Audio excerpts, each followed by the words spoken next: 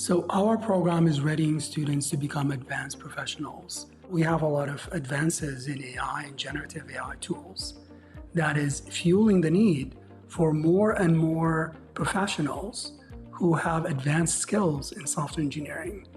AI tools today, tomorrow, 10 years, 20 years from now will not generate and create a system. We still need advanced engineers to look over it, to supervise it, to ensure it's correct and safe and meaningful and it fits within the system that it's intended for.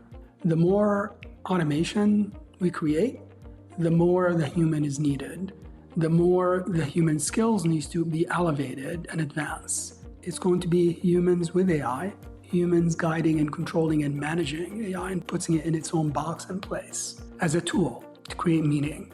Our graduates hit the ground running, but they're not going into entry-level positions. They're going for advanced positions. AI, machine learning, software architecture, team lead, a group manager, or a software engineering manager. We give you the advanced skills to hit the ground running. Every course we teach you is an applied course that connects every chapter, every section to what it means to do it in the real world.